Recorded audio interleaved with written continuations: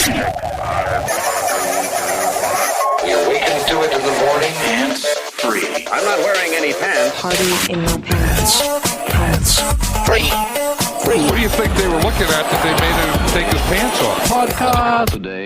The following contains language of a frank and explicit nature. Discretion is advised. Advised. This is the Pants Free Podcast, originating from mfpod.com. Now this. That's my alarm. Telling me that the podcast is ready to go. Like we're on right now. Podcast is a go. So let me tell you this. I found a new feature. I have a Galaxy S3. I'm sorry. No, it's way better than the iPhone. You can touch them together and they make love and pass playlists across and photos. Yeah, anyway. those things where you can touch phones together seems like a great idea, but that's usually to people who haven't ever used email. It doesn't have to go through the stratosphere. It just transfers it from one phone to the other. Anyway, let's not get into an iPad, iPhone, Android phone argument. I want to say this because essentially, and Samsung was sued for it. I mean, They're just printing a copy, their own version of the iPhone is essentially what they've done. It's not like they reinvented the wheel or anything. I thought Samsung won the court case, though. No, they paid them in change. Right, but then they won the appeal. They did? That wasn't in the news. In your dreams, probably. Let's not get into that. So this new thing on my phone, when I was setting up the alarm when I was at the Seattle Auto Show, it says this thing, would you like it to read the news, the weather, and your day planner out to you? And I went, all right. So what it does when it goes off, it goes, hey, good morning. It's 5:59 a.m. This morning you have 3 appointments. They are, and then it reads them off. And then it says, in the news today, blah, blah, blah. It reads the news headlines. And I'm like, this is the best thing ever. It would be even better. That does sound like a cool feature. But it would be even better if you could choose the voice, like if James Earl Jones could be your voice or... Right. I wanted Patrick Stewart to read, make it so number one. Yeah. Sean Connery, hello, Miss Moneypenny. Oh, man. See, I like this already. Well, why haven't they done that yet? Are they just because it's so early in the phases of it?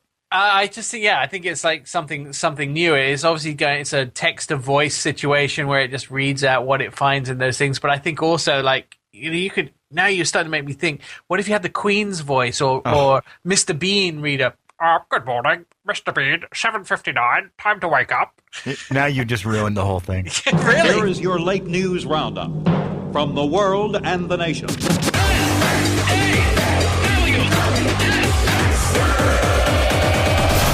Pants-free news this morning, James Holmes, who is the shooter from the movie theater in Aurora in Denver, he tried to kill himself in jail. He was hospitalized after really attempting suicide. When somebody attempts suicide, it just seems, when they, you know what I mean? It just seems like you must have really not wanted it that bad. Like, you thought you wanted it, but then you got into it, and nobody would have said, oh, what a shame, what a wasted life if he would have killed himself. But why couldn't he have done it right? I mean, he killed all those other people in minutes. Why couldn't he have just offed himself and saved us the trouble? Well, his death doesn't make any difference to the situation. It doesn't bring 12 people back that he killed already. Yes, but then we won't have to go through the trial of him sitting there fucking acting like he's crazy. So the trial's really important. It's important for morality because you need to have explained these families who lost people and families, the 58 people that were injured, their families, have a right to understand what happened. And at the same time, the trial is the only place where you're going to have events explained from start to finish, and all the information is going to come out, what they found in his apartment, what he said in the interviews. And it's the only way you can know it, because at that point, because they're preparing for a trial, that stuff is still private, then it's not being shared with everybody. So the only way to really understand what happened to you that night from a perspective of everybody around you is to have the trial. So that's the first thing. The second thing is it's really, really important that justice is done in this situation, because otherwise what it does is just makes the justice or the legal system weaker. You've got to do a good job, you've got to do it right, and you've got to do it by the law. And the third reason it has to be done is it allows closure for those people that lost relatives. Because you know what? If he dies in prison, there will be 1,000,001 unanswered questions. And I'll give you a perfect example about this. When Kennedy was killed, they finally caught his killer, the guy that they suspected of shooting him. And he was being transferred from one place to another in the 1960s when somebody else came up and shot him. Jack Ruby. Jack Ruby shot him. And so ultimately, all the questions that we had about why Kennedy, who, what, when, how, were never answered because Ruby killed him before he could really go to trial. That is so true. Really important. And also, I guess, in a way, you want this guy to live through this punishment. I mean, you know, if he gets 20 life sentences or whatever it is, you want him to have to suffer. And if he kills himself, he gets out free. Well, and then this is a very fine line. You've got to be careful. Justice and revenge are two different things. So, unfortunately, most Americans tend to see justice and revenge as the same thing. But I am a believer that this guy should have been caught before he committed these murders. And I want to find out why they didn't catch him, because I can see, as a semi-professional medical individual, that there were a lot of signs that this guy was having some problems. What do they arrest him on? He was, I'm not sure about the story before the killings, but he definitely went to mental health professionals and told them he was having some problems and explained some of his thoughts. And there were red flags there. They should have had him committed. They should have done more of an investigation. But I guess my thought is we can't go around being expected to control all the crazy fuck-one-outs in the world. Absolutely, without question, it does come back to him. I will tell you, it's really important, though. If we don't police these mentally ill people, what can end up happening is they walk into a movie theater and kill 12 of our friends and family. So there must be some kind of system out there to help us catch them before they do these things. They catch terrorists all the time before they commit terrorist acts in the United States on the U.S. soil. So is it really that hard to find people who are likely to cause themselves or other people harm because they have mental issues and get them the help they need? You know, if the psychologist who was seeing this guy or the mental health professional who was seeing this guy had recognized those signs and symptoms and had him put away, nobody would be dead. I want to twerk in your general direction right now. I'm not sure what twerk means, but do I need to get a plastic sheet?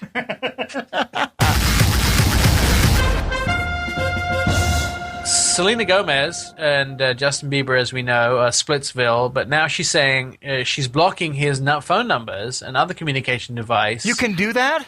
Apparently. How can you? Because I don't have anyone that I would like to do that with. What do you mean?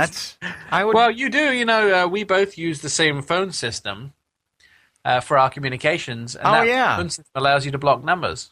Okay, yeah, but what if you stupidly gave someone a number that you can't? You can block them. There are ways to block. I need to talk to Selena Gomez and see how this all works. Right. Can you get her on the phone right now? Yeah. Hey, apparently she's had your number blocked too. We can't. So she's blocking him completely. She wants no contact with Justin, and for me that's interesting. I wonder what he did. I really need to know more about how dirty this is. I think it's pretty. He had to have cheated on her. I mean, that's what we all think, but there's no evidence. What do we need to see? I don't want to see Justin Bieber getting it on with someone. No, but I need to know how. Justin Bieber's too clean. We've had this conversation before. He's just too clean. So, and she's famous, and he's smart for dating a famous person because usually they'll keep some of your secrets. But in a sense, if Justin did sleep with somebody else, the shield is beginning to crack. The only thing is, it would have been much more exciting if it was another man rather than another woman. Well, we don't know. Maybe it is. And at that point, then all of our suspicions would be true. The weird thing, though, is she's blocked him from her life, but she still follows him on Twitter. Right. Is that weird? Because, okay, I've had relationships where we break up, and then the person stays following me on Twitter, and then, it may be 3 or 4 months later, and then quietly an unfollowing happens, and you're suddenly one day, you're like, oh, I wonder what she's doing, and you go, oh, they unfollowed me. Okay. And then thanks. Yeah, well, I guess thanks. The uncomfortableness is gone.